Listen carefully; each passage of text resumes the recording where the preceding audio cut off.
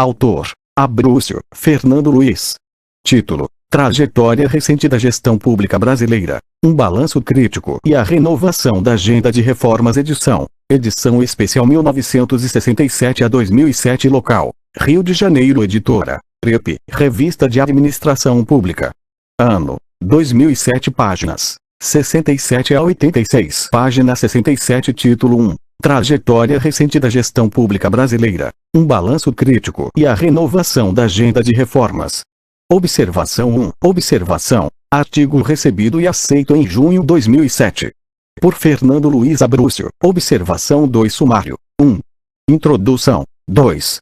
Da redemocratização ao governo Lula. 3. Renovação da agenda de reformas. 4 eixos estratégicos. Summary. 1. Introduction. 2. From Redemocratization to the Lula Government. 3. Renewal of the Reform Agenda. 4 Strategic Axis. Palavras-chave: reforma do Estado, gestão pública, profissionalização da burocracia, eficiência, administração por resultados, transparência, trajetória reformista. Keywords: State Reform, Public Management, Bureaucracy Professionalization, Efficiency, Result Based Management, Transparency, The Reformist Trajectory. Este artigo reconstitui, em linhas gerais, a trajetória da administração pública brasileira nos últimos 20 anos, analisando tanto os principais avanços e novidades, quanto os erros de condução das reformas e os problemas de gestão que ainda persistem. Após fazer um balanço que percorre a nova república, a era Collor, o projeto Bresser e o governo Lula, o texto apresenta uma proposta de 4 eixos estratégicos para a modernização do Estado diante dos desafios do século XXI.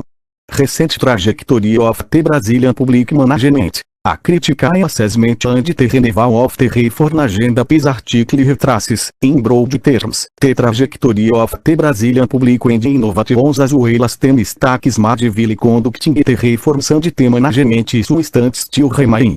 After assessing a period that covers the new republic, the Collor era, the Bresser project and the Lula government, the article proposes 4 strategic axes for modernizing the state, facing the challenges of the 21st century. Página 68. Subtítulo 1. Introdução. Um balanço sobre o processo de reforma nos últimos 20 anos revela uma dupla realidade. Por um lado, houve avanços e inovações, em alguns casos deixando raízes mais profundas de modernização. Mas, por outro, constata-se que os resultados foram desiguais e fragmentados para o conjunto do Estado, afora alguns problemas não terem sido devidamente atacados. Separar o joio do trigo desta trajetória reformista é o intuito deste artigo.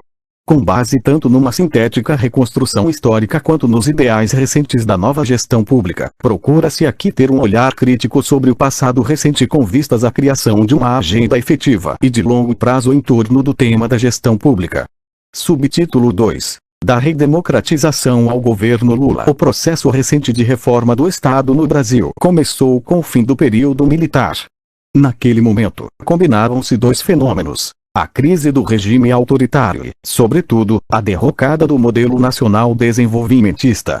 Era preciso atacar os erros históricos da administração pública brasileira, muitos deles aguçados pelos militares, e encontrar soluções que dessem conta do novo momento histórico, que exigia um ageornamento da gestão pública. Entretanto, a principal preocupação dos atores políticos na redemocratização foi tentar corrigir os erros cometidos pelos militares, dando pouca importância à necessidade de se construir um modelo de Estado capaz de enfrentar os novos desafios históricos. De fato, o regime autoritário foi pródigo em potencializar problemas históricos da administração pública brasileira, como o descontrole financeiro, a falta de responsabilização dos governantes e burocratas perante a sociedade, a politização indevida da burocracia nos estados e municípios, além da fragmentação excessiva das empresas públicas, com a perda de foco de atuação governamental. Diante desses problemas, alterações importantes no desenho estatal brasileiro foram realizadas no final da década de 1980.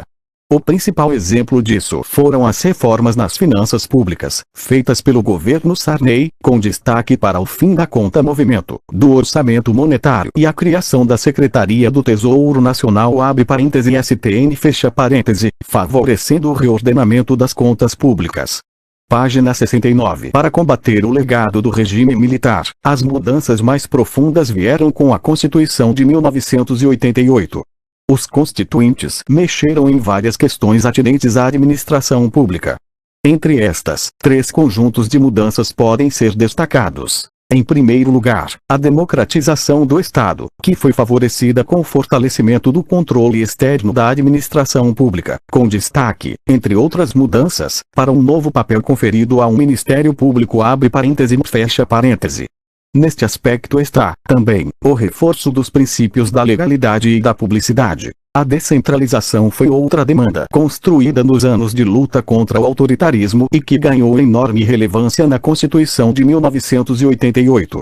Após 20 anos de centralismo político, financeiro e administrativo, o processo descentralizador abriu oportunidades para maior participação cidadã e para inovações no campo da gestão pública, levando em conta a realidade e as potencialidades locais. Impulsionadas por esta mudança, várias políticas públicas foram reinventadas e disseminadas pelo país. Propôs-se, ainda, completar a chamada reforma do serviço civil, por meio da profissionalização da burocracia. Nesta linha, houve ações importantes, como o princípio da seleção meritocrática e universal, consubstanciada pelo concurso público. Em consonância com este movimento, o Executivo Federal criou, em 1986, a Escola Nacional de Administração Pública abre parêntese ENAD fecha parêntese, no esforço de melhorar a capacitação da alta burocracia. Todas essas mudanças trouxeram ganhos à administração pública brasileira. Porém, o sentido de cada uma delas não se concretizou completamente por conta de uma série de problemas. No que se refere à democratização do Estado, tome-se o exemplo dos tribunais de contas, particularmente os subnacionais, que pouco avançaram no controle dos governantes, quando não estiveram a eles vinculados de forma patrimonialista. A Constituição estabeleceu mecanismos de escolha dos conselheiros que dificultam a sua autonomia, uma vez que o Executivo tem um enorme poder de interferir neste processo abre parêntese Arantes et al. 2005 fecha parêntese. No caso da descentralização, as dificuldades para potencializá-la foram muitas. Houve uma multiplicação exagerada dos municípios, poucos incentivos à cooperação intergovernamental foram estabelecidos, a questão metropolitana foi ignorada pela Constituição, além de o patrimonialismo local ter sobrevivido em boa parte do país. Acima de tudo, foi criado um federalismo compartimentalizado abre parêntese Abrúcio, 2005b fecha parêntese, em que há mais uma atuação autarquizada dos níveis de governo do que o estabelecimento de laços entre eles. Como a descentralização em um país tão desigual como o Brasil depende da articulação entre os entes federativos, a compartimentalização afeta diretamente abre parêntese e de forma negativa fecha parêntese os resultados das políticas públicas. Página 70. Não obstante as qualidades das medidas em prol da profissionalização do serviço público previstas na Constituição de 1988, parte desta legislação resultou, na verdade, em aumento do corporativismo estatal, e não na produção de servidores do público. Para lembrar a origem da palavra abre parêntese longo, 2007 fecha parêntese.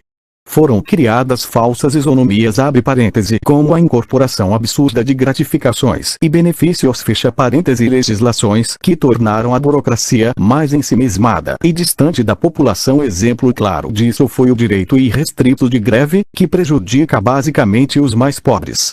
Ademais, estabeleceu-se um modelo equivocado da previdência pública, tornando-a inviável do ponto de vista atuarial e injusta pelo prisma social.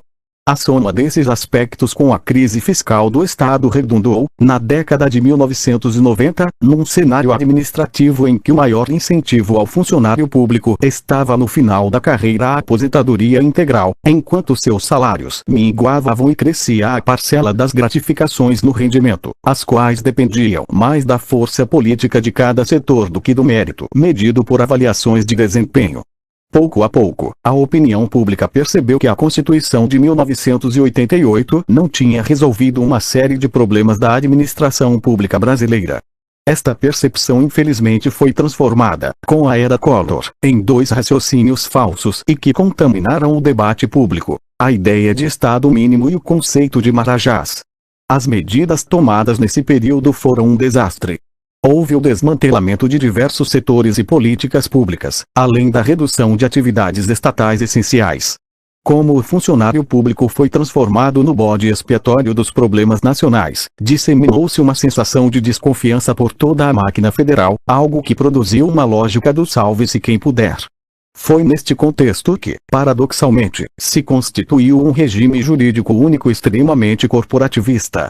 O irônico desta história burlesca de Collor é que, em nome do combate aos marajás e ao Estado elefante, seu governo foi marcado pela maior corrupção de todos os tempos no país e pela tentativa de usar o poder estatal para ampliar os tentáculos privados de seu grupo político. Após o interregno do governo Itamar, que chegou a produzir documentos com diagnósticos importantes sobre a situação da administração pública brasileira, abre parêntese, principalmente o trabalho organizado por Andrade e Jacod, 1993, fecha parêntese, mas que não teve grande iniciativa reformista, a gestão do presidente Fernando Henrique Cardoso foi bastante ativa. Entre os seus pilares, estava a criação do Ministério da Administração e Reforma do Estado, abre parêntese, Maré, fecha parêntese, comandado pelo ministro Dresser Pereira. Sua plataforma foi erigida a partir de um diagnóstico que ressaltava, sobretudo, o que havia de mais negativo na Constituição de 1988 e apoiava-se fortemente no estudo e tentativa de aprendizado em relação à experiência internacional recente, marcada pela construção da nova gestão pública. Página 71. Dresser foi pioneiro em perceber que a administração pública mundial passava por grandes mudanças, também necessárias no Brasil, mas nem sempre ele soube traduzir politicamente tais transformações para as peculiaridades brasileiras. Este diagnóstico foi exposto de forma clara e profunda no livro Reforma do Estado para a Cidadania, abre parêntese, 1998, fecha parêntese. Vale ressaltar os principais avanços obtidos pela chamada Reforma Dresser. Em primeiro lugar, a maior mudança realizada foi, paradoxalmente, a continuação e o aperfeiçoamento da Civil Service Reform, por mais que o discurso do plano diretor da reforma do Estado se baseasse numa visão, abre parêntese, erroneamente, fecha parêntese, etapista, com a reforma gerencial vindo depois da burocrática. Houve uma grande reorganização administrativa do governo federal, com destaque para a melhoria substancial das informações da administração pública antes desorganizadas ou inexistentes e o fortalecimento das carreiras de Estado. Um número importante de concursos foi realizado e a capacitação feita pela ENAP, revitalizada. Em suma, o ideal meritocrático contido no chamado modelo weberiano não foi abandonado pelo Maré, ao contrário, foi aperfeiçoado. Uma segunda ordem de mudanças diz respeito à área legal, especialmente no campo da reforma constitucional, com as emendas NF 19 e 20.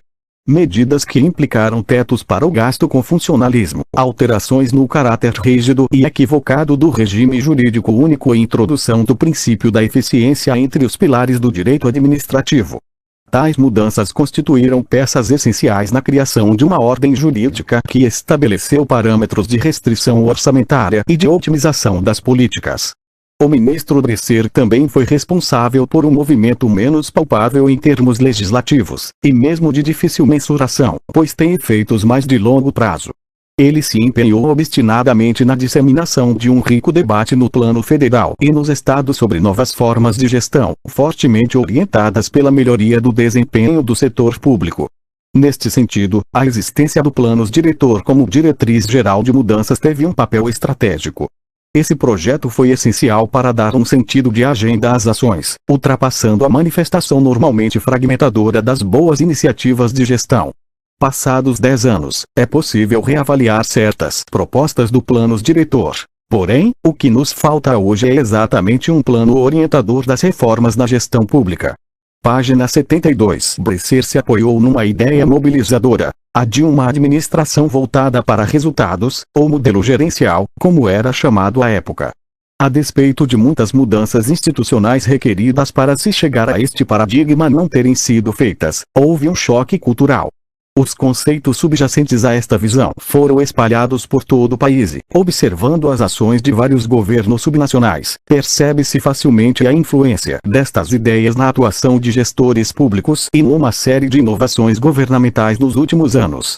Ademais, a reforma Dresser elaborou um novo modelo de gestão, que propunha uma engenharia institucional capaz de estabelecer um espaço público não estatal. As organizações sociais abre parênteses fecha parêntese e as organizações da sociedade civil de interesse público abre parêntese OCIPs fecha parêntese são herdeiras desse movimento só nos governos estaduais, há cerca de 70 anos atualmente.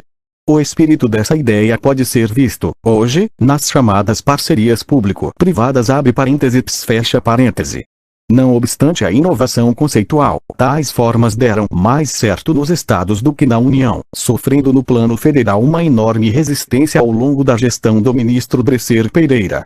Para entender os problemas e fracassos da reforma Bresser, é importante analisar o contexto em que ela foi realizada. Nota 1.2, Nota 1 sobre o processo decisório envolvendo a reforma da gestão pública no período Bresser. Consultar também os excelentes trabalhos de Flávio Rezende abre parêntese 2004 fecha parêntese, de Humberto Falcão Martins abre parêntese 2002 fecha parêntese e Valeriano Costa abre parêntese 2002 fecha parêntese. Em primeiro lugar, o legado extremamente negativo deixado pela era Collor, período em que houve um desmantelamento do Estado e o serviço público fora desprestigiado. Por conta disso, quando as primeiras propostas da gestão Fernando Henrique Cardoso foram colocadas em debate, grande parte da reação adveio da ideia de que reformar o Estado significaria necessariamente seguir o mesmo caminho neoliberal trilhado pelo presidente Collor.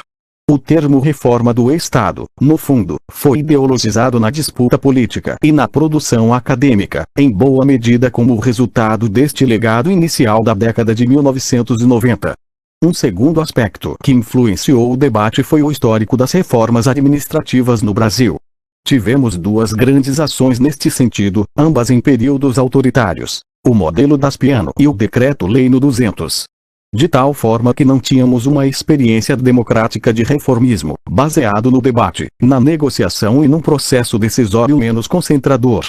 Página 73. Esta inexperiência das elites sociais e políticas brasileiras não barrou todas as reformas, mas foi um empecilho para muitas delas. Mas o entendimento da proposta Bresser depende da análise de um terceiro aspecto balizador do debate e da luta política nos anos FHC. Trata-se da prevalência da equipe econômica e de seu pensamento na lógica do governo Fernando Henrique. Obviamente que o sucesso inicial da estabilização monetária possibilitou um avanço na discussão reformista, afora ter incluído demandas importantes de transformação do Estado, como a agenda previdenciária. Ademais, não havia uma incompatibilidade natural entre o ajuste fiscal e o plano diretor da reforma do aparelho do Estado. O que houve, contudo, foi uma subordinação do segundo tópico em relação ao primeiro. Isso ficou bem claro na discussão da emenda constitucional no 19, na qual o aspecto financeiro sobrepujou o gerencial. A visão economicista estreita da equipe econômica barrou várias inovações institucionais, como a maior autonomia às agências, dado que havia o medo de perder o controle sobre as despesas dos órgãos. Mas havia outras resistências políticas, vindas primordialmente do Congresso. Os parlamentares temiam a implantação de um modelo administrativo mais transparente e voltado ao desempenho, pois isso diminuiria a capacidade de a classe política influenciar a gestão dos órgãos públicos, pela via da manipulação de cargos e verbas. Ademais, também havia senões no núcleo central do governo, sob a influência do ministro-chefe da Casa Civil, Clóvis Carvalho, o que levou o Palácio do Planalto a não apostar numa reforma administrativa mais ampla. Nesse contexto, o Maré não teve a capacidade de coordenar o conjunto do processo de reforma do Estado. O melhor exemplo de um tema que escapou ao alcance da reforma Bresser foi o das agências regulatórias, montadas de forma completamente fragmentada e sem uma visão mais geral do modelo regulador que substituiria o padrão varguista de intervenção estatal. O fracasso desta estratégia ficou claro, por exemplo, no episódio do apagão, que teve grande relação com a gênese mal resolvida do marco regulatório no setor elétrico. O fato é que muitas alterações importantes no desenho estatal e nas políticas públicas sob o governo FHC passaram ao largo da agenda da gestão pública proposta pelo ministro Bresser Pereira.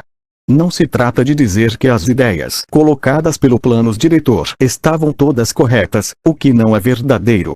Mas é preciso fazer com que a agenda de reforma da gestão pública tenha um caráter transversal, capaz de estabelecer um novo paradigma administrativo ao país. E isso o projeto de Bresser proporcionava em maior medida do que a visão da equipe econômica. Não há dúvidas de que as condições políticas prejudicaram a reforma Bresser. Contudo, ela também continha erros de diagnóstico. Um deles se relaciona com um conceito muito restrito de carreiras estratégicas de Estado, tanto para o governo federal quanto para o contexto federativo. Ao delimitar o núcleo estratégico em poucas funções governamentais, basicamente ligadas à diplomacia, às finanças públicas, à área jurídica e à carreira de gestores governamentais, o projeto da reforma Bresser deixou de incorporar outros setores essenciais da União, fundamentais para que ela atue como reguladora, avaliadora e indutora no plano das relações intergovernamentais. Página 74. Dois exemplos revelam bem o problema da definição restrita feita pelo plano diretor. A função de defesa agropecuária e a tarefa de proteção do meio ambiente, que ficaram de fora da proposta original. No primeiro caso, como ficou claro no episódio da febre aftosa, o governo federal tem um papel importante para garantir uma das principais molas da economia brasileira, o setor agropecuário. Já o meio ambiente é um bem público estratégico para o desenvolvimento brasileiro, e os governos subnacionais, especialmente na região amazônica, não têm condições de resguardá-lo sozinhos. Além disso, a definição de carreira estratégica válida para a União não deve ser a mesma para os governos estaduais e municipais, uma vez que as funções básicas são bem distintas. Não obstante esta incorreção, cabe frisar que a reforma Bresser tinha toda razão em atuar em prol de uma burocracia estratégica, de modo que um núcleo básico tivesse um status diferenciado em relação ao restante do funcionalismo, como tem ocorrido em todo o mundo. Assim, certas funções que não constituem um núcleo do Estado podem ser realizadas por funcionários terceirizados, ou suas funções podem ser repassadas para entes privados, ao passo que as atividades essenciais precisam de um corpo meritocrático constantemente capacitado e com maior estabilidade funcional. É por esta razão que a noção de emprego público, regido pela CLT e diferente do modelo estatutário abre parêntese necessário para as carreiras estratégicas fecha parêntese, deve ser resgatada da maneira que fora enunciada pela emenda número 19. Um segundo erro de diagnóstico da reforma Bresser foi estabelecer, em boa parte do debate, uma oposição completa entre a chamada administração burocrática e as novas formas de gestão. Esta visão etapista é, em primeiro lugar, contraproducente, dado que gera um atrito desnecessário com setores da burocracia estratégica que poderiam ser conquistados mais facilmente para o processo de reformas. Além disso, a perspectiva dicotômica leva a crer que uma etapa substitui a outra. Ao contrário, trata-se mais de um movimento dialético em que há, simultaneamente, incorporações de aspectos do modelo weberiano e a criação de novos instrumentos de gestão. Desse modo, a nova gestão pública tem uma série de peculiaridades que dizem respeito à necessidade de se ter instrumentos gerenciais e democráticos novos para combater os problemas que o Estado enfrenta no mundo contemporâneo. Se o formalismo e a rigidez burocrática devem ser atacados como males, alguns alicerces do modelo weberiano podem, porém, constituir uma alavanca para a modernização, principalmente em prol da meritocracia e da separação clara entre o público e o privado. Página 75. Em suma, a reforma Bresser não teve força suficiente para sustentar uma reforma da administração pública ampla e, principalmente, contínua. O legado negativo do período Collor, a pouca importância dada ao tema por parte do núcleo central do poder e as resistências da área econômica criaram obstáculos ao projeto do plano diretor. Não se pode esquecer, ainda, da oposição petista à reforma, movida pelo peso do corporativismo dentro do partido e por uma estratégia de taxar qualquer reforma da era FHC como neoliberal. Além disso, a sociedade estava fortemente mobilizada pelas questões da estabilidade monetária e da responsabilidade fiscal, e os principais atores políticos e sociais não deram o mesmo status ao tema da gestão pública. A reforma da gestão pública, ademais, enfrentou um problema estrutural. Boa parte do sistema político tem um cálculo de carreira que bate de frente com a modernização administrativa. Profissionalizar a burocracia e avaliá-la constantemente por meio de metas e indicadores são ações que reduziriam a interferência política sobre a distribuição de cargos e verbas públicas. Esta situação só pode ser mudada com a conscientização da sociedade e de uma elite da classe política sobre os efeitos negativos do nosso patrimonialismo profundo. O segundo governo FHC, mesmo tendo incorporado algumas conquistas da reforma Bresser, começou com a extinção do MADA e foi marcado, na maior parte do tempo, pelo empobrecimento da agenda da gestão pública. De certo que os avanços na área fiscal representavam continuidade com as reformas anteriores. Também houve inovações vinculadas à sistemática de planejamento, centradas no PPA Plano Plurianual embora este tenha avançado mais em termos de programação orçamentária do que nos de programação das políticas públicas. Não por acaso, o PPA hoje funciona mais como um Orçamento Plurianual De qualquer modo, os primeiros 3 anos do segundo mandato foram caracterizados pela ausência de uma estratégia de gestão pública. Um panorama dos caminhos da gestão pública brasileira desde a redemocratização não pode ficar apenas na dinâmica diacrônica e cronológica. Houve uma série de ações inovadoras que não ficaram circunscritas a um dos períodos governamentais em análise. Seus impactos, entretanto, foram fragmentados e dispersos, sem que por isso fossem menos importantes. Destaque aqui deve ser dado a 5 movimentos. Página 76. O mais importante movimento foi montado em torno da questão fiscal. Ele conseguiu vários avanços, alguns interligados com a agenda constituinte e outros com a proposta Bresser. Seu corolário foi a aprovação da Lei de Responsabilidade Fiscal. Na verdade, esta coalizão trouxe enormes ganhos de economicidade ao Estado brasileiro, mas não teve tanto sucesso no que se refere à eficiência fazer mais com menos A agenda da eficiência vai exigir ações de gestão pública, algo cuja importância os economistas, membros majoritários desse grupo, ainda não compreenderam. Para tanto, terão de conhecer melhor os mecanismos da nova gestão pública. Os governos estaduais e, principalmente, os municipais introduziram diversas novidades no campo das políticas públicas. Maior participação social, ações mais ágeis e, no caso específico dos estados, a expansão dos centros de atendimento integrado, uma das maiores revoluções na administração pública brasileira contemporânea. Mesmo assim, há uma enorme heterogeneidade entre esses níveis de governo, com uma grande parcela deles ainda vinculada ao modelo burocrático tradicional ou, pior, a formas patrimoniais ou, ainda, a uma mistura estranha, mas comum, de ambos os modelos. Ocorreram também diversas inovações nas políticas públicas, particularmente as vinculadas à área social. Mecanismos de avaliação, formas de coordenação administrativa e financeira, avanço do controle social, programas voltados à realidade local e, em menor medida, ações intersetoriais aparecem como novidade. Saúde, educação e recursos hídricos constituem as áreas com maior transformação. É bom lembrar que uma das políticas mais interessantes na área social, os programas de renda mínima acoplados a instrumentos criadores de capacidade cidadã, teve origem nos governos subnacionais e não na União. Constituiu-se uma coalizão em torno do PPA e da ideia de planejamento, não na sua versão centralizadora e tecnocrática adotada no regime militar, mas, sim, segundo uma proposta mais integradora de áreas a partir de programas e projetos. Embora o PPA esteja mais para um OPA na maioria dos governos, alguns estados trouxeram inovações importantes, como a regionalização e a utilização de indicadores para nortear o plano plurianual. Talvez a ação reformista mais significativa na gestão pública brasileira tenha sido o governo eletrônico.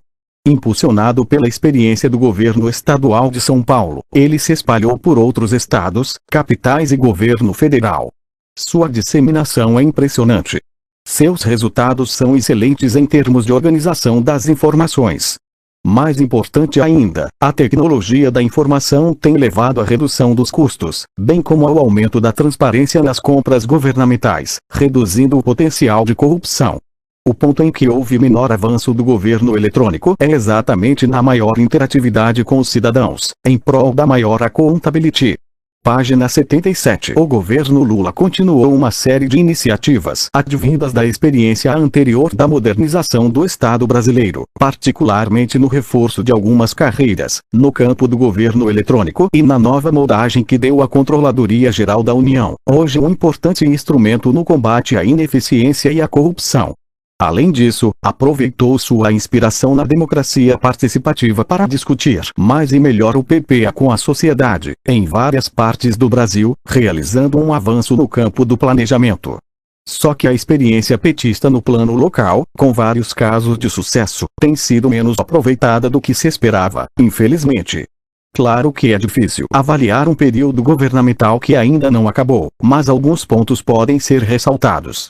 O ponto mais visível da presidência Lula no campo da administração pública tem sido, até agora, sua incapacidade de estabelecer uma agenda em prol da reforma da gestão pública. Definitivamente, este não tem sido um tema-chave do atual governo, um erro grave para quem tem o objetivo declarado de aumentar a efetividade das políticas públicas, notadamente as sociais, sem prejudicar o necessário ajuste fiscal. Não surpreende, portanto, a constante veiculação pela imprensa de exemplos de falhas gerenciais. A pior característica do modelo administrativo do governo Lula foi o amplo loteamento dos cargos públicos, para vários partidos e em diversos pontos do Executivo Federal, inclusive com uma forte politização da administração indireta e dos fundos de pensão. Este processo não foi inventado pela gestão petista, mas sua amplitude e vinculação com a corrupção surpreendem negativamente por conta do histórico de luta republicana do Partido dos Trabalhadores.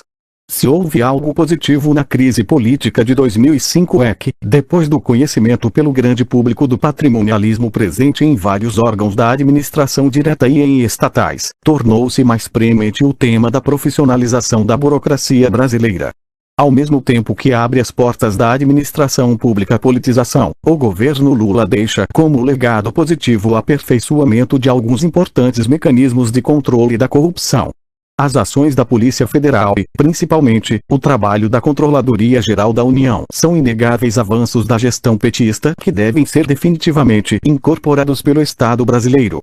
Página 78. Outra experiência bem-sucedida no campo da gestão pública no governo Lula se deu no plano federativo, representada por duas ações. O Programa Nacional de Apoio à Modernização da Gestão e do Planejamento dos Estados e do Distrito Federal abre parêntese PNAGE fecha parêntese e o Programa de Modernização do Controle Externo dos Estados e Municípios Brasileiros abre parêntese PROMOES fecha parêntese.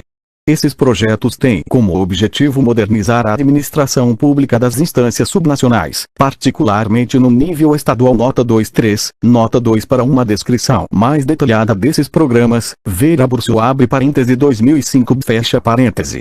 O PNAGE e o PROMOEX não são os primeiros programas de modernização das instituições subnacionais comandados pelo governo federal. No governo FHC houve o avanço do Programa Nacional de Apoio à Administração Fiscal para os Estados Brasileiros abre parêntese PNAF fecha parêntese, que teve um caráter pioneiro no auxílio aos governos estaduais na área financeira. No entanto, os dois programas supracitados são diferentes, em razão de tratarem basicamente da temática da gestão pública. Depois de 2 décadas de reformas nas quais a redução do aparato e dos gastos estatais constituiu o fio condutor do processo, o PNAGE e o PROMOEX priorizaram a reconstrução da administração pública em suas variáveis vinculadas ao planejamento, aos recursos humanos, à sua interconexão com as políticas públicas e ao atendimento dos cidadãos. Os resultados dos programas PNAGE/PROMOEX não podem ser avaliados ainda, porque sua implementação está truncada em grande parte, por conta da miopia fiscalista da área fazendária. Mesmo assim, vale destacar 3 qualidades do projeto. Em primeiro lugar, a proposta de um Programa Nacional para a Heterogênea Federação Brasileira, fazendo com que a União realize seu papel de indutor de mudanças. Uma segunda qualidade está vinculada à realização de um amplo diagnóstico antes da proposição de modelos fechados aos estados. Dessa maneira, evitou-se a lógica solução em busca de problemas que alimentou algumas reformas induzidas pelo governo federal no período FHC. Por fim, o maior avanço do PNAGE/PROMOEX foi construir tais programas por meio de ampla participação e discussão com os estados e tribunais de contas. Este modelo intergovernamental e interinstitucional é mais participativo e funciona mais em rede do que de forma piramidal. Sua concepção é a mais adequada para implementar ações administrativas numa federação, em nítido contraste com a abre parêntese nefasta fecha parêntese tradição centralizadora do Estado brasileiro. A criação do Conselho de Desenvolvimento Econômico e Social abre parêntese desfecha parêntese, mais conhecido como Conselhão, foi outra ideia interessante do governo Lula. Este órgão poderia ser um articulador de alianças e coalizões sociais em torno de reformas e temas prioritários para o Brasil. Porém, sua implementação não teve o sucesso esperado. Isto ocorreu, em primeiro lugar, porque em vez de o que diz centrar o foco em apenas algumas questões, sua agenda tem sido muito pulverizada. Cabe ressaltar que quando todos os assuntos são pautados na mesma intensidade por um governo, este não tem prioridades claras, o que afeta negativamente seu desempenho. Esta característica, na verdade, é válida para várias das ações da gestão petista. Como defeito mais grave, as decisões do Conselhão praticamente não tiveram impacto sobre a formulação das políticas públicas. Seu papel foi mais o de receber sugestões da sociedade do que o de montar uma rede mais efetiva com setores sociais para influenciar ou fortalecer uma agenda reformista. Página 79. Eleito por um discurso em prol de uma ampla transformação da sociedade brasileira, o presidente Lula acreditava que bastava vontade política para mudar o país. A esta visão voluntarista se somou a ausência de um projeto de reforma do Estado, pois o PT, até há pouco tempo, enxergava em qualquer projeto neste sentido uma natureza neoliberal, em outras palavras, um pecado. Resultado: muitas das promessas eleitorais não puderam ser cumpridas porque a gestão pública não estava preparada para atingir os fins propostos. É bem verdade que o governo Lula está colhendo bons resultados em certas áreas de políticas públicas. E tais resultados derivam em parte de uma boa estratégia de gestão. O trabalho do Ministério do Desenvolvimento Social, por exemplo, está ancorado num conjunto competente de técnicos e numa estratégia de monitoramento bem formulada. Tal qual este caso, há alguns outros em que a variável gestão tem sido estratégica.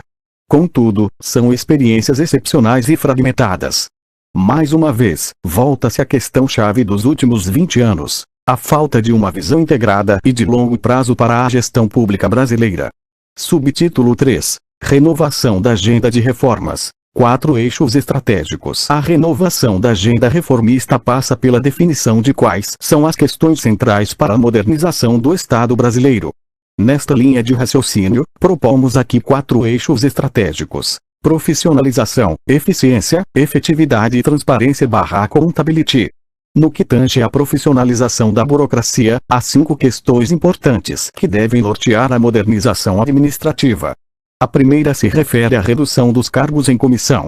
A crise política do governo Lula em 2005 foi impulsionada não só pelo problema do financiamento de campanhas, mas principalmente pela briga por importantes postos nas estatais federais. Estavam em jogo o enorme poder dos Correios e, sobretudo, do IRP.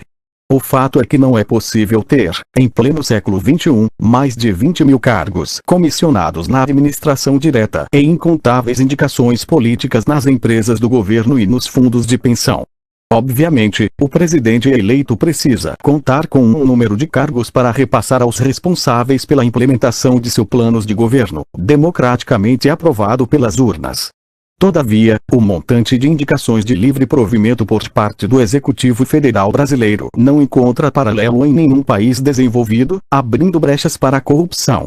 Página 80. A profissionalização do alto escalão governamental é condição sine qua non para o bom desempenho das políticas públicas.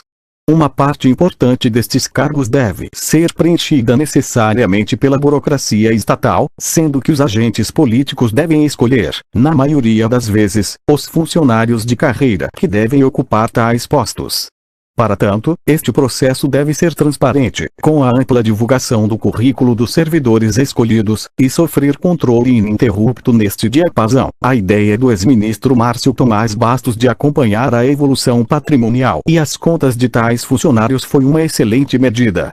Só que há uma parcela dos cargos públicos que deve ser preenchida por gente de fora da máquina pública, não apenas porque o eleito precisa colocar pessoas de sua confiança e que compartilhem de suas ideias no alto escalão governamental. É interessante também trazer profissionais do mercado e da academia para oxigenar a administração pública e incorporar novas técnicas e conhecimentos. Isto já vem sendo feito, mas tais escolhas poderiam ser mais transparentes e mesmo competitivas. Este último quesito valeria principalmente para o preenchimento de postos nas estatais. A abertura de edital para envio de currículos, por exemplo, permitiria uma caça aos talentos capaz de melhorar a gerência do Estado, além de mudar a péssima imagem que a sociedade tem do governo. A profissionalização da burocracia federal passa, ainda, pela redefinição e fortalecimento das carreiras estratégicas de Estado. Como argumentado anteriormente, é preciso incluir outras áreas que ficaram originalmente de fora da lista proposta pelo Plano Diretor, tendo como parâmetro as funções que a União não pode simplesmente descentralizar, embora possa compartilhar para outros entes ou repassar para o mercado. Os corpos burocráticos selecionados nesta categoria devem ser aqueles que têm papel-chave nas políticas, e não os funcionários intermediários ou que realizam atividades auxiliares. Qualquer carreirão, como aparece em certas demandas corporativistas, seria um desastre. No bojo desta transformação, é preciso transferir algumas tarefas aos estados e municípios que ainda continuam inadequadamente com o governo federal. Atividades finas na saúde, por exemplo, só podem ser de atribuição dos governos subnacionais. Página 81. Um quarto aspecto referente à profissionalização diz respeito ao aumento do investimento em capacitação dos servidores públicos. Este treinamento, ademais, deve estar vinculado a um projeto mais amplo e integrado de modernização da administração pública. Diante das enormes desigualdades da Federação Brasileira, a União terá de ser indutora e parceira dos estados e municípios neste processo de remodelagem da burocracia. A favor deste último argumento, cabe lembrar um dos paradoxos básicos das políticas públicas no Brasil. Elas são, em sua maioria, realizadas no plano local, exatamente onde as capacidades gerenciais e burocráticas são menos desenvolvidas. A construção de um novo relacionamento entre o Estado e os sindicatos dos servidores públicos completa o quadro da profissionalização. Neste quesito, a questão mais preemente é a regulamentação do direito de greve, dando-lhe um caráter mais próximo da negociação coletiva, com direitos e deveres mútuos para o governo e para os funcionários. Evita-se, assim, que a população mais pobre seja a grande perdedora nas paralisações, mas também seriam garantidos padrões estáveis de horizonte profissional para a burocracia. A importância deste tema não está apenas na necessidade de oferecer melhores serviços públicos. Mais do que isso, é preciso recuperar a imagem da burocracia junto à sociedade, muito manchada pela irresponsabilidade de certos movimentos grevistas. O segundo eixo estratégico é o da eficiência. Aqui, uma questão-chave é a mudança na lógica do orçamento, hoje marcada pelo descompasso entre o planejamento mais geral de metas e a forma como a peça é elaborada e executada anualmente. No campo da elaboração, deve-se atacar tanto o caráter engessado da maior parte das despesas, quanto as ações extremamente fragmentadas originadas das emendas parlamentares. No fundo, são duas faces da mesma moeda, pois a definição de um grande número de gastos obrigatórios deriva da desconfiança em relação ao emendismo parlamentar, e este se torna uma válvula de escape para que os congressistas tenham algum poder de decisão orçamentária. A irracional soma destes dois aspectos produz um resultado básico. Os partidos e, especificamente, o legislativo tornam-se incapazes de definir uma agenda programática e sistêmica de políticas governamentais. O processo orçamentário brasileiro também é caracterizado pela enorme liberdade que o executivo tem para executar os gastos, com grande autonomia em relação ao que fora decidido no legislativo. Por isso, o orçamento aprovado torna-se autorizativo, e não impositivo. Isso é feito por meio do uso constante abre parêntese e abusivo fecha parêntese do contingenciamento das verbas. Este instrumento é totalmente controlado pelo Ministério da Fazenda, que segue à risca em sua lógica fiscalista, com pouca articulação com o que ocorre em cada política pública. Ora, metas governamentais só podem ser efetivamente perseguidas, com monitoramento e avaliação adequados, se houver certa regularidade na alocação das despesas públicas, algo que o contingenciamento torna muito difícil, reduzindo, assim, as chances de aumentar a eficiência da máquina pública. Página 82. O governo eletrônico é o instrumento com maior potencial para elevar a eficiência governamental no Brasil. Muito já se avançou neste terreno, o que garante um alicerce para a continuidade das ações. Mas ainda há várias áreas do Estado que não foram iluminadas pelo chamado e-government, particularmente os cartórios governamentais, que são os órgãos avessos à transparência e a qualquer controle público. É preciso utilizar o governo eletrônico, ademais, em pontos em que já se faz presente, como é o caso das licitações públicas, que deveriam ser predominantemente baseadas em compras eletrônicas. Só que não basta tornar mais transparente o momento da escolha dos fornecedores ou executores de serviços públicos. É igualmente necessário permitir um acompanhamento, em tempo real, da execução de tais despesas. A eficiência, além de reduzir gastos governamentais, pode otimizar os recursos à disposição tanto do Estado quanto dos cidadãos. No primeiro caso, por meio de parcerias público-privadas fecha parêntese e formas de concessão que alavanquem a capacidade de investimento dos níveis de governo. Esta trilha reformista é importante para realçar que a atuação conjunta ou o repasse de tarefas ao setor privado pode ser uma maneira de fortalecer a ação governamental, em vez de enfraquecê-la. Em outras palavras, é preciso superar o debate privatismo versus estatismo. Pelo ângulo da sociedade, políticas de desburocratização podem reduzir os custos das atividades estatais e, ao mesmo tempo, melhorar a vida da população, reduzindo seus custos de transação para obter serviços públicos. Esta é uma linha de atuação que foi iniciada com o ministro Hélio Beltrão, ainda na ditadura militar, e que nenhum governo da redemocratização tornou prioridade. Cabe reforçar que desburocratizar não só aumenta a eficiência, como combate a corrupção e, principalmente, coloca os cidadãos em pé de igualdade, exatamente num país em que a desigualdade começa pelo acesso ao Estado. É a marca do chamado personalismo em nossa história. A efetividade é outro eixo fundamental para uma visão de gestão de longo prazo, uma vez que as políticas públicas cada vez mais têm seu desempenho avaliado pelos resultados efetivos que trazem aos cidadãos. Por exemplo, o norte da efetividade é reduzir a criminalidade, e não multiplicar presídios. Desse modo, para além da eficácia constituída pelos produtos da ação governamental, a ação efetiva é mensurada por indicadores de impacto. A gestão por resultados é hoje a principal arma em prol da efetividade das políticas públicas. Para tanto, é preciso orientar a administração pública por metas e indicadores. Embora estes já tenham sido introduzidos em algumas experiências brasileiras, o seu uso ainda é bem restrito, pouco conhecido do público e, pior, de pequena assimilação junto à classe política. Esta revolução gerencial dependerá, portanto, de um convencimento dos diversos atores políticos e sociais sobre a necessidade de se adotar este novo modelo de gestão. Daí que não bastarão alterações institucionais. Serão necessárias mudanças na cultura política, como ocorreu no caso da responsabilidade fiscal. Página 83. A lógica segmentada das políticas públicas deve igualmente sofrer uma transformação. Ações intersetoriais e programas transversais devem ser priorizados. Para tanto, será necessário atacar a aliança entre políticos e burocratas em torno do atual modelo administrativo fragmentador. Para ambos, o fracionamento dos ministérios e secretarias aumenta o poderio político de cada área, criando nichos monopolistas de poder. O governo se torna, assim, um conjunto de caixinhas com pouca comunicação entre si. Mesmo a adoção do PPA não mudou isto.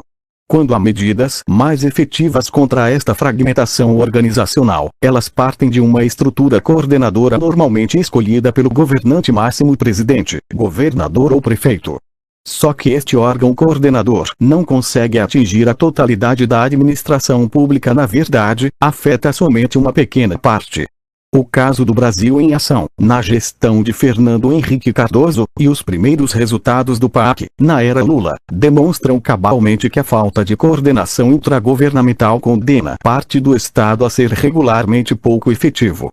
Ainda no campo da coordenação, a efetividade das políticas públicas depende muito hoje do entrosamento entre os níveis de governo, uma vez que os entes locais executam as ações, mas precisam de colaboração horizontal e vertical para ter sucesso. Porém, no mais das vezes, a cooperação federativa é frágil e há poucos incentivos institucionais a seu favor. Nas áreas em que as relações intergovernamentais são mais azeitadas, as políticas geralmente são mais bem-sucedidas, e vice-versa. O caso da saúde faz parte do primeiro grupo e o da segurança, do segundo e fracassado time. Esta questão, portanto, é estratégica para se alcançar maior efetividade governamental. O fortalecimento da regulação dos serviços públicos é outro ponto fundamental em prol de um governo mais efetivo. Como muitas tarefas antes realizadas pelo Estado foram repassadas ao setor privado ou mesmo ao terceiro setor, mas continuam sob supervisão estatal, é preciso ter marcos e aparatos regulatórios que funcionem a contento. Regular bem, é bom ressaltar, significa não só garantir o caráter público dos serviços, mas também a sua qualidade, e nenhum ente privado ou ONG fará melhor que o Estado caso não seja regulado. Aumentar a transparência e a responsabilização do poder público constitui o último eixo estratégico desta agenda de reformas. Nos últimos anos, muito se avançou no Brasil em termos de democratização do Estado. Mas é necessário aprofundar este processo, pois a administração pública brasileira só será mais eficiente e efetiva caso possa ser cobrada e controlada pela sociedade. Página 84. Os vários escândalos recentes desgastaram a imagem do Estado brasileiro. Por isso, a população só tenderá a participar mais do controle social se houver avanços no combate à corrupção. Transparência e punição dos envolvidos são duas medidas que resgatariam o sentimento cívico da imensa maioria dos cidadãos desenganados ou apáticos. O Brasil criou uma série de instrumentos e arenas participativas capazes de estabelecer controle político e social dos agentes governamentais. Talvez possam ser montados mais alguns ou disseminados outros para localidades que não os tenham. Mas o problema maior do caso brasileiro é fazer valer o que já existe. Tribunais de contas, conselhos de políticas públicas e ouvidorias precisam cumprir seus papéis institucionais onde não são efetivos, e na maior parte do país infelizmente esta é a realidade. A lógica do sistema político, ademais, pouco contribui para o controle social dos representantes e dos governos. O Brasil é recordista em amnésia eleitoral. A maior parcela do eleitorado, cerca de 70%, não lembra em quem votou nos pleitos legislativos. Os partidos são muito distantes dos cidadãos, pois a maioria não realiza prévias ou primárias. Pior do que isso, parte significativa das legendas constitui apenas um veículo eleitoral para políticos personalistas, algo que se consubstancia na prática perversa e intensa do troca-troca partidário. De certo que a democracia brasileira avançou muito nos últimos anos, mas a frágil conexão entre eleitores e eleitos favorece o clientelismo e o patrimonialismo em várias instâncias de poder, sobretudo no plano subnacional. Daí que a manutenção do atual sistema político reforça as piores características do modelo administrativo. É preciso mexer no primeiro para modernizar as profundezas da gestão pública. Com o intuito de fazer uma modernização democratizadora e não meramente tecnocrática do Estado, fóruns como o chamado Conselhão podem ser incentivados, para que cumpram o papel de levar demandas e propostas da sociedade para o debate com os formuladores de políticas públicas. Só que a maior parte da sociedade, inclusive os setores mais organizados, carece de boas informações e análises sobre a qualidade da administração pública. É preciso criar entidades sociais independentes que aumentem e disseminem o conhecimento sobre as ações e os impactos dos programas governamentais. E aqui o papel dos acadêmicos, dos intelectuais e, em suma, da universidade, tem de ser maior do que atualmente. Isso é válido tanto para entender de forma sistemática e sistêmica as políticas públicas, quanto para repassar à população, de maneira acessível, indicadores e alternativas de políticas. Página 85. Uma agenda de longo prazo para reformar a gestão pública brasileira depende, como em qualquer outro campo de políticas públicas, não só de ideias e análises. Acima de tudo, é preciso constituir coalizões. Atores estratégicos precisam ser convencidos da centralidade dessa questão, como já o foram em outros tópicos. A importância dada ao tema por novos governantes, como Aécio Neves com seu choque de gestão, é um alento. Mas o assunto ainda não ganhou dimensão política capaz de levá-lo ao centro do debate. Eleições constituem um momento fulcral para impulsionar novas alianças em torno de determinadas questões. Veremos se isso irá ocorrer ou não no pleito municipal em 2008, principalmente na disputa presidencial de 2010. Os formadores de opinião terão um papel central para sedimentar ou não este caminho. E, para que os estudiosos de administração pública influenciem este processo, eles precisam, urgentemente, produzir mais pesquisas e publicações acerca do passado recente e das possibilidades de reforma do Estado brasileiro.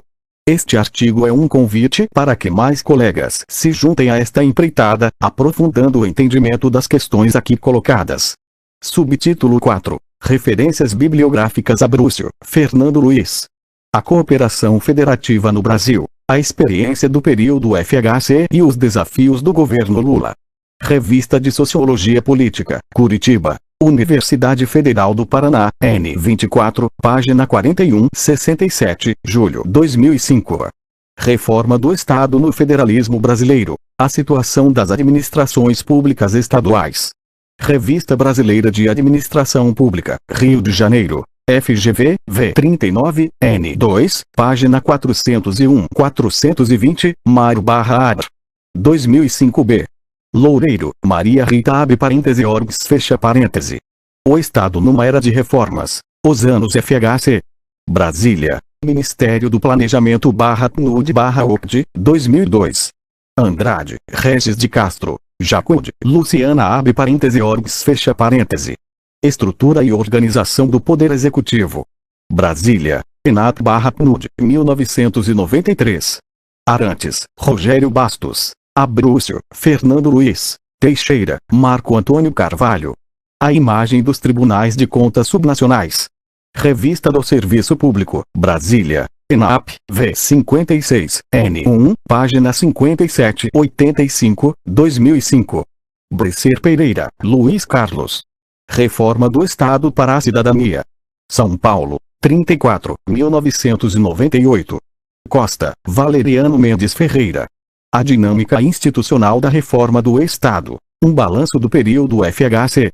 Em Abrúcio, Fernando Luiz, Loureiro, Maria Rita abre parêntese orgs fecha parêntese.